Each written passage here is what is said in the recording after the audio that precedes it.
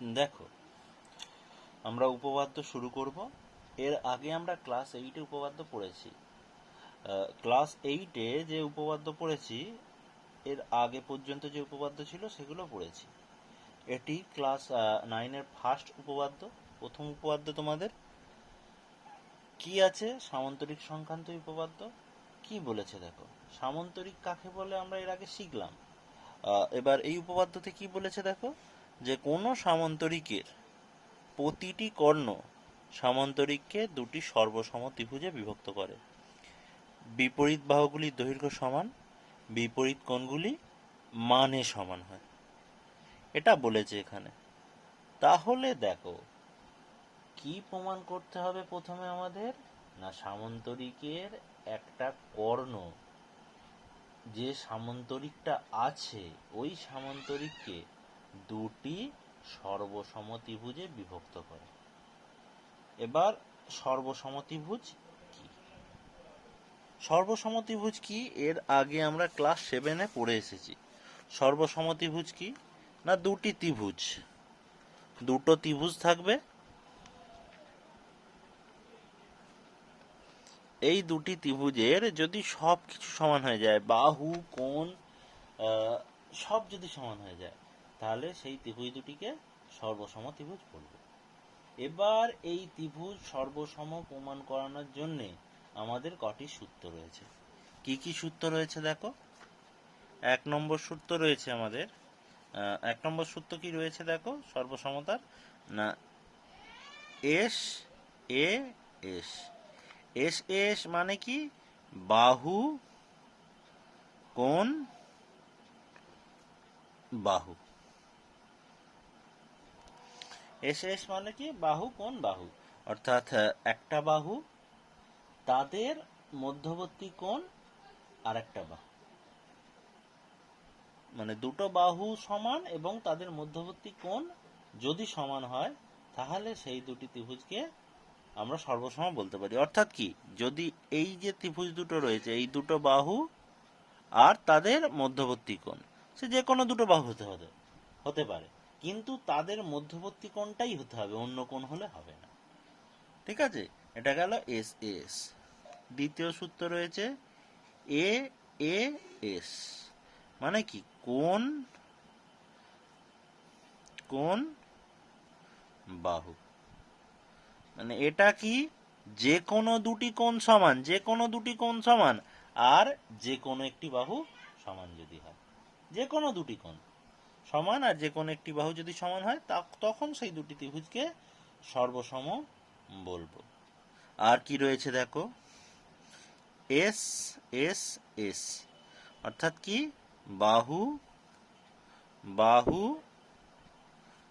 বাহু। অর্থাৎ কি?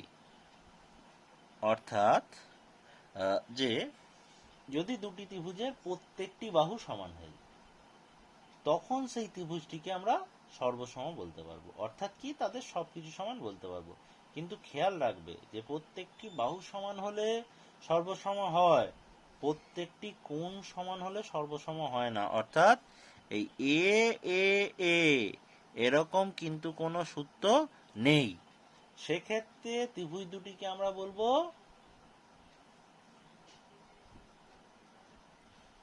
সদিশকোণী। যখন তাদের তিনটে কোণই যখন সমান হয়ে যাবে, তাদেরকে আমরা বলবো সদিশকোণী ত্রিভুজ। ঠিক আছে, তাহলে এই তিনটে মেন সূত্র। আরেকটি সূত্র রয়েছে সর্বসমতার, 4 নম্বর সূত্র, সেটা হলো আর এইচ এস। মানে আর এইচ এস মানে হচ্ছে রাইট অ্যাঙ্গেল হাইপোটেনাস সাইড। আর রাইট অ্যাঙ্গেল মানে হচ্ছে সমকোণ, হাইপোটেনাস মানে অতিভুজ, আর সাইড মানে একটা যে কোনো বাহু। এইটা শুধুমাত্র সমকোণী ত্রিভুজের ক্ষেত্রেই হয়, অন্য ত্রিভুজের ক্ষেত্রে নয়। মানে অ্যাকচুয়াল এটা হাইপোটেনাস বলেছে, কিন্তু কোণ আর যে কোনো দুটো বাহু সমান হয়ে গেলে, একটি কোণ আর যে কোনো দুটি বাহু সমান হয়ে গেলেই হয়ে যায়। কারণ আমাদের পিথাগোরাসের সূত্র রয়েছে, পিথাগোরাসের সূত্র অনুযায়ী দুটো বাহু যদি সমান হয়, তাহলে অন্য বাহুটা সমান অটোমেটিক্যালি হয়ে যায়। সেই জন্যে সমকোণী ত্রিভুজের ক্ষেত্রে শুধুমাত্র আমরা দুটো বাহুই যদি দেখাতে পারি, তাহলে সেই ত্রিভুজটাকে আমরা, সেই ত্রিভুজ দুটিকে আমরা সর্বসম ত্রিভুজ বলবো। আচ্ছা, এবার এবার আমরা আরেকটু যে জিনিস আগে জেনে এসেছি সেই জিনিসই জেনে নেব। যেমন সামান্তরিক, তো সামান্তরিক মানে আমাদের সমান্তরাল সরলরেখা নিয়ে কাজ করতে হবে। তাহলে সমান্তরাল দুটো সরলরেখা যদি সমান্তরাল হয়, এবার তাদের সমান্তরাল সরলরেখা আর ভেদকের ধর্ম নিয়ে আমরা উপপাদ্য পড়ে এসেছি। কি হয়, সমান্তরাল সরলরেখা যদি হয় তাহলে তাদের কোন কোণগুলোকে কি কোণ বলা হয়? এই যে কোণ রয়েছে এগুলোকে আমরা বলি একান্তর কোণ। এই কোণটার সঙ্গে এই কোণটা একান্তর হয়, আর এই কোণটার সঙ্গে এই কোণটা একান্তর কোণ হয়। যখন দুটো সরলরেখা সমান্তরাল হবে তখন এই কোণগুলো, একান্তর কোণগুলি সমান হবে। আর কি হয়? অনুরূপ কোণ। এটার সঙ্গে এটা অনুরূপ কোণ, এটার সঙ্গে এটা অনুরূপ কোণ, আর এইটার সঙ্গে এইটা অনুরূপ কোণ, আর এটার সঙ্গে এটা অনুরূপ কোণ। এই অনুরূপ কোণগুলো পরস্পর সমান্তরাল হয়। আর কি হয়? আর হয় এই যে ভেদকের একই পাশে অবস্থিত যে কোণগুলো রয়েছে, এই দুটো কোণ আর এই দুটো কোণ, এদের যোগফল 180 ডিগ্রি হয়। তাহলে কি দাঁড়ালো? দুটো সরলরেখা সমান্তরাল যখন হয় তাদের অনুরূপ কোণ পরস্পর সমান, একান্তর কোণ পরস্পর সমান। আর কি হয়? আর হয় যে ভেদকের একই পাশে অবস্থিত যে কোণগুলো রয়েছে তাদের সমষ্টি 180 ডিগ্রি হয়। আচ্ছা, এবার আমরা উপপাদ্যে ফিরে যাব। উপপাদ্যে কি আমাদের প্রমাণ করতে বলেছে? না, যে সামান্তরিকের কর্ণ সামান্তরিককে দুটি সর্বসমত্রিভুজে বিভক্ত করে। এটা ফার্স্ট প্রমাণ। আর এই সর্বসম হয়ে গেলেই বাকি প্রমাণগুলি অটোমেটিক্যালি এসে যাবে। দেখো, তাহলে আমরা যে ছবিটা এখানে এঁকেছি সেটাই এখানে লিখব। যে কি লিখব? না, মনে করি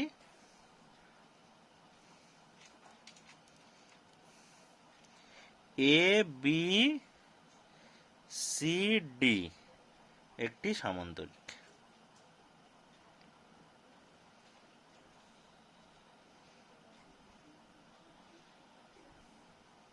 এবার সামান্তরিক মানে কি? সামান্তরিক মানে হচ্ছে এর বিপরীত বাহুগুলো পরস্পর সমান্তরাল, অর্থাৎ কি? অর্থাৎ বিপরীত বাহুগুলি মানে এ বির সঙ্গে কে বিপরীত বাহু? সিডি, এরা পরস্পর সমান্তরাল। আর কি? আর কারা সমান্তরাল? এডির সঙ্গে বিসি, এরা পরস্পর সমান্তরাল হয়। এবার কি দেখা যাচ্ছে? যে এসি কর্ণ আমরা টেনেছি, যে এসি কর্ণ কি করেছে? সামান্তরিকটিকে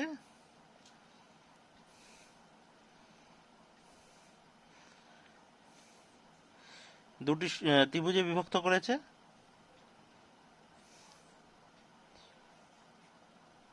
কি কি? ত্রিভুজ এ বি সি ও ত্রিভুজ এ ডি সি এ বিভক্ত করেছে।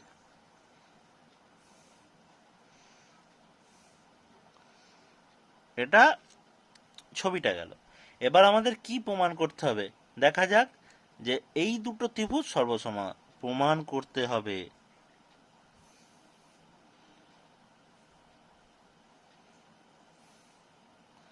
এক নম্বর কি? ত্রিভুজ দুটি সর্বসম, অর্থাৎ এ বি সি সর্বসম ত্রিভুজ এ ডি সি। আর কি প্রমাণ করতে হবে? 2 নম্বর, যে বিপরীত বাহুগুলো পরস্পর সমান। কার সঙ্গে কে সমান? এ বির সঙ্গে সিডি সমান, আর এডির সঙ্গে বিসি সমান। এটা আর কি প্রমাণ করতে হবে? না, বিপরীত কোণগুলো পরস্পর সমান, অর্থাৎ কি?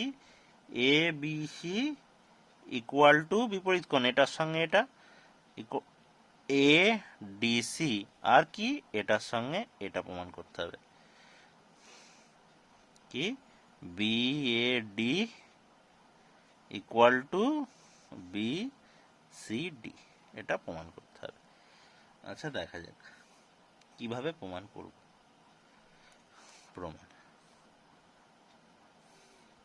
প্রমাণ করতে গেলে আমাকে এই দুটো ত্রিভুজকে সর্বসম দেখানোর জন্য ওই যে আমাদের 3-4টে সূত্র রয়েছে সেই 4টি সূত্রের মধ্যে আসতে হবে। স্বভাবতই এই যে ত্রিভুজ দুটো রয়েছে এরা কেউই সমকোণী ত্রিভুজ নয়। যেহেতু কোনো সমকোণী ত্রিভুজ নয় তাহলে এদের বাকি সূত্রগুলোর মধ্যে আনতে হবে। আচ্ছা দেখা যাক কিভাবে হবে। আচ্ছা যেহেতু এটা সামান্তরিক তাহলে এই দুটি বাহু সমান্তরাল আর এটা ভেদক, তাহলে কি দাঁড়াবে, এই কোণটার সঙ্গে এই যে কোণটা রয়েছে এই কোণটার সঙ্গে এই কোণটা সমান। আর কি রয়েছে, আর কি হবে, আর হবে এই কোণটা যে রয়েছে তার সঙ্গে এটা সমান। কেন হবে না, এইটা সমান্তরাল সরলরেখা, এডি আর বিসি সমান্তরাল সরলরেখা আর এসিটাই ভিদক, তখন হয়ে যাবে কি এ কোণটার সঙ্গে এ কোণটার সমান। আর এসি যেটা রয়েছে সেটা তো এই দুটো ত্রিভুজেরই বাহু, তখন কি হয়ে যাবে যে ওরা সর্বসম হয়ে যাবে। আচ্ছা কি বললাম আমি লিখে ফেলি, যে যেহেতু এ বি সমান্তরাল সিডি এবং এবং কে এসি ভেদক, অতএব কি কোণ B A C equal to একান্তর কোন কোনটা এ সি ডি, এরা দুজনে সমান। আবার কি, আবার যেহেতু কারা সমান্তরাল, এডির সঙ্গে বিসি সমান্তরাল এবং কে ভেদক এবং এসি ভেদক, অতএব আবার কারা সমান্তরাল সমান হবে, অতএব কোণ D A C equal to একান্তর কোণ এ সি বি। তাই তো দাঁড়ালো। তাহলে এই ত্রিভুজের যে অর্থের ত্রিভুজ, আচ্ছা এখন ত্রিভুজ কোন কোন ত্রিভুজ দুটো, এ বি সি ও ত্রিভুজ এ ডি সি এর কে কে সমান, কোণ B A C equal to কোণ এ সি ডি, আবার কে কোণ D A C equal to কোণ এ সি বি, এবং কি এবং এসি সাধারণ বাহু। এসি হচ্ছে কি সাধারণ বাহু। অতএব কি, অতএব ত্রিভুজ এ বি সি সর্বসম ত্রিভুজ এ ডি সি। তাহলে 1 নম্বর হয়ে গেল। তাহলে পাশে আমরা লিখে দিই কি, যে 1 নম্বর প্রমাণিত।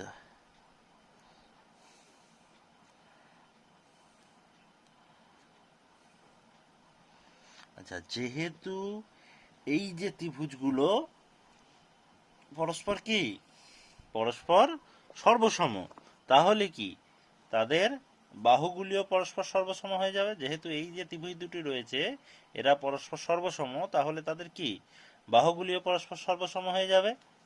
তাহলে দেখো অতএব কি এ বি সমান ডিসি ও বিসি সমান এডি, কি এরা কি, এরা হচ্ছে সর্বসম ত্রিভুজের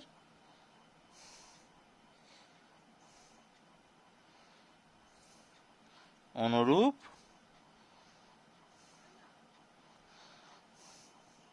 বাহু। এটাও কি, এটাও 2 নম্বর প্রমাণিত হয়ে গেল, 2 নম্বর প্রমাণিত। আবার দেখো যেহেতু ত্রিভুজ দুটি সর্বসম তাহলে এই কোণটার সঙ্গে এই কোণটা সমান। আবার কোণ A B C equal to কোণ এ ডি সি, এই দুটো কোণ সমান। যেহেতু কি না সর্বসম ত্রিভুজের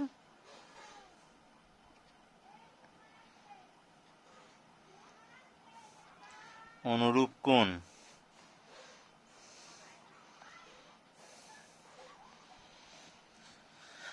আবার দেখো এই দুটো কোণের সঙ্গে কি, এই কোণটার সঙ্গে এই কোণটা সমান, এই কোণটার সঙ্গে এই কোণটা সমান। দেখো এই যে যদি ছবিটা ভালো করে দেখো, ছবিটা কি, যে এই যে কোণটা রয়েছে এটার সঙ্গে এই কোণটা সমান, আবার এই কোণটার সঙ্গে এই কোণটা সমান। তাহলে কি, যেহেতু ওই দুটি কোণ সমান, তাহলে তাদের যোগফলও সমান হবে। এবার ওইটাকেই আমরা লিখে ফেলবো। দেখো যে যোগফলটাই লিখবো, যে কোণ A B C equal to না সরি প্লাস কোণ D A C equal to কোণ এ বি সি যুক্ত সরি এবিসি না সরি কোণ বি সি এ যুক্ত কোণ এ সি ডি। আচ্ছা এটা এবিসি হবে না, প্রথমটা ভুল লিখেছি, প্রথমটা হবে কি বিএসি, বিএসি যুক্ত ডিএসি ইকুয়াল টু বিসিএ যুক্ত এসিডি। ঠিক আছে, এবার এই যে দুটো কোণ, এই দুটো কোণকে যোগ করলে কোন কোণটা পাবো, কোণ বি এ ডি। আর শেষের যে দুটো, এই দুটো কোণ, এই দুটো কোণকে যোগ করলে কি পাবো, কোণ বি সি ডি। তাহলে কি হয়ে গেল, এই দুটো মিলিয়ে এটা আর এটা মিলিয়ে 3 নম্বরটা আমাদের প্রমাণিত হয়ে গেল।